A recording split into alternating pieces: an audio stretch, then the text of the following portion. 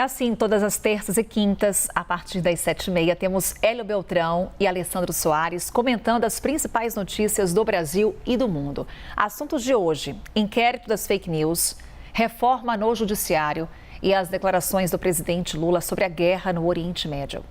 Hoje começamos o nosso quadro com o nosso comentarista Hélio Beltrão. Tudo bom, Hélio? Bom dia. Bom dia, Carol. Bom dia, turma. Vamos lá, Hélio. Nosso primeiro assunto vem do Supremo Tribunal Federal. Gilmar Mendes pediu ao ministro Alexandre de Moraes que o ex-governador de Minas e pré-candidato à presidência da República, Romeu Zema, seja investigado no inquérito das fake news.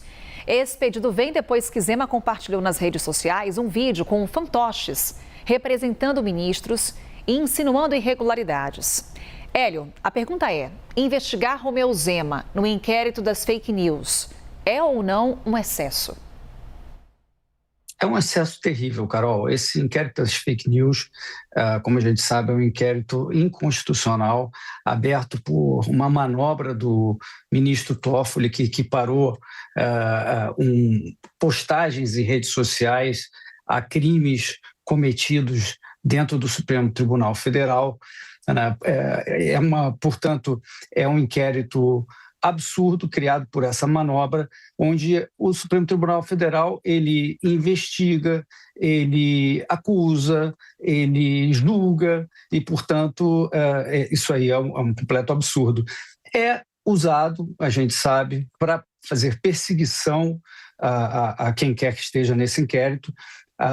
A gente sabe que é um inquérito secreto, é um inquérito que está aí há 7 anos de duração, é um inquérito que pega pessoas variadas, por motivos variados, ninguém sabe direito como funciona, é tudo feito em segredo, as punições são feitas em segredo, e a gente viu, inclusive, recentemente, mais uma dessas perseguições. A gente viu um jornalista do Maranhão que fez uma reportagem em que ele declara que o ministro Dino tem usado carros oficiais indevidamente, e ele, ao invés de ele ser julgado na primeira instância, né, por difamação, por calúnia, qualquer coisa desse tipo, não, o Supremo Tribunal Federal puxou esse caso para dentro do Supremo Tribunal Federal, para a instância superior do Supremo Tribunal Federal, e ele vai ter, então, ser julgado pelo Supremo, e se em caso de condenação, ele não vai ter nenhum recurso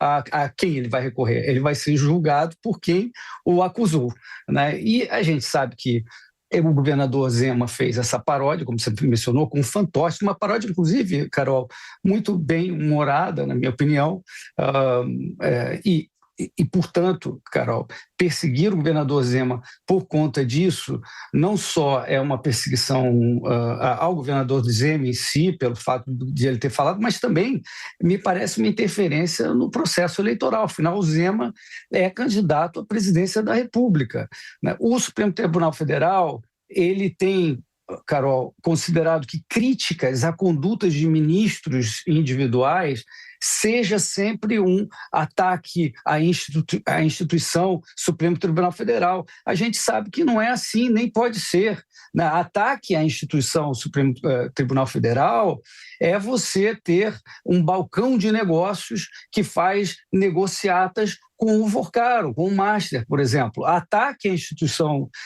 Supremo Tribunal Federal é você ter um contrato de 130 milhões de reais por escritório de familiar para prestar serviço advocatício ao Master. Isso sim é ataque à instituição federal.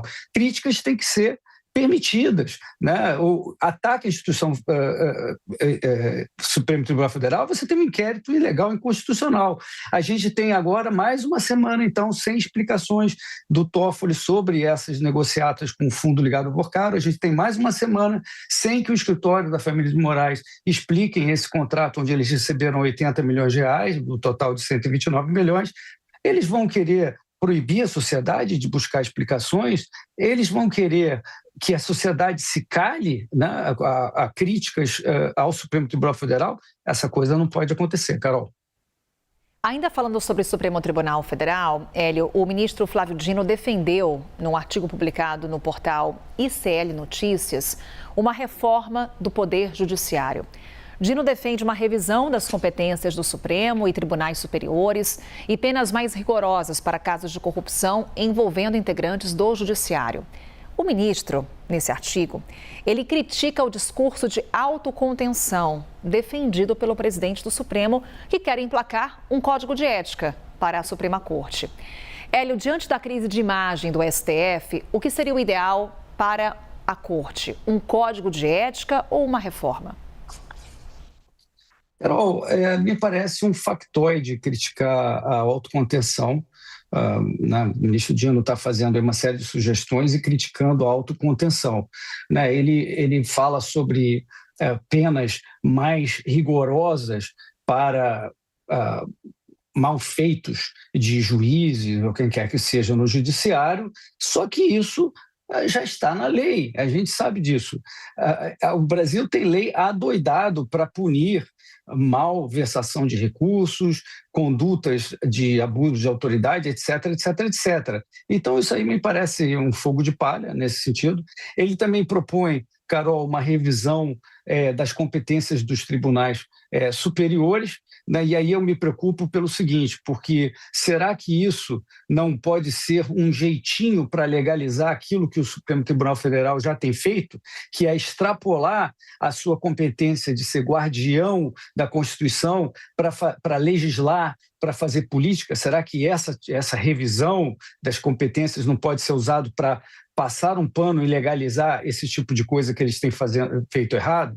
Ele menciona também, a terceira coisa que me chamou a atenção, Carol, foram essas novas instâncias, né, do judiciário. Novas instâncias, na verdade, a gente já tem instâncias demais, né? A gente tem Justiça do Trabalho, a gente tem 4 instâncias recursais, vai até o Superior Tribunal de Justiça, Supremo Tribunal Federal. A gente sabe que as pessoas usam essas diversas instâncias para protelar as suas ações. Quer dizer, e isso, mais instâncias geram mais cargos, pode ser mais corrupção, mais feudos, né? Então, eu fico novamente com receio disso, né? E eu acho que não deveria ter nem autocontenção, nem essas ideias mirabolantes do ministro Dino. O que a gente deveria ter é o Supremo Tribunal Federal cumprindo com o seu papel, cumprindo a Constituição, né? E a gente podendo questionar quando a gente julgar que isso não esteja sendo feito de forma correta e não ser perseguido em inquérito secreto, como a gente mencionou agora há pouco. A gente sabe também, Carol, que no Congresso existem muitas ideias boas já circulando para reformar alguns pontos do judiciário, e é lá, e só lá no Congresso, que isso tem que ser discutido, não no Supremo Tribunal Federal. Por fim, Hélio, vamos falar sobre a guerra no Oriente Médio. Nós e o presidente Lula vem falando sobre esse assunto na viagem pela Europa. Nessa agenda internacional, Lula tem falado sobre o conflito com críticas a Donald Trump, ao Conselho de Segurança da ONU. Lula se referiu à guerra como maluquice e disse que não acredita que o Irã esteja preparando uma bomba atômica. Hélio, Lula erra ou acerta com essas declarações? Eu acho que ele erra feio, Carol. A gente sabe que o Irã está buscando a bomba atômica, todo mundo sabe disso, que está, inclusive, próximo a conseguir a bomba atômica. Segundo a Agência Internacional de Energia Atômica, que foi fundada no pós-guerra, o Irã já enriqueceu muito urânio a 60%, que é muito, mas muito acima dos 3% a 4% permitidos para fins pacíficos.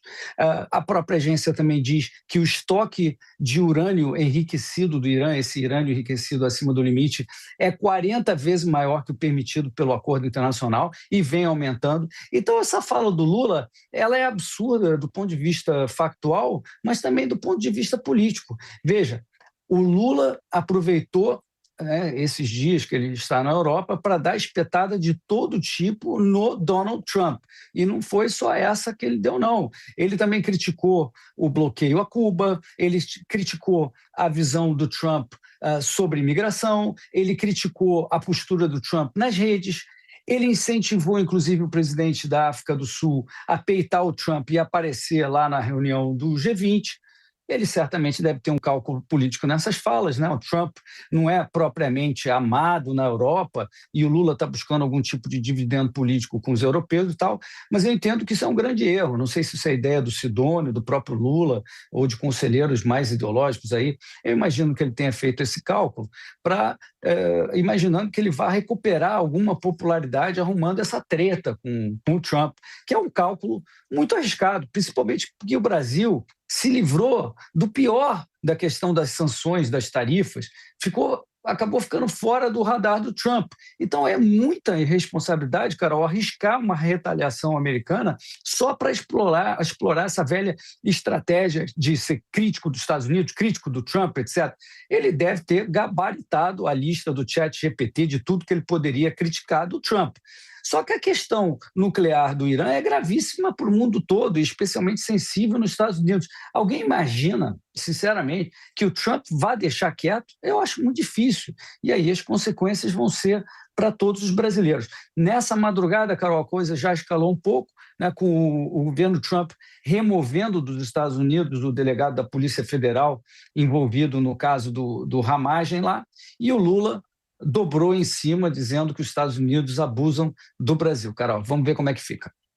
Hélio Beltrão, nosso comentarista, aqui com a gente do Novo Dia. Hélio, obrigada. Até quinta-feira. Bom feriado. Até quinta, Carol. Bom feriado.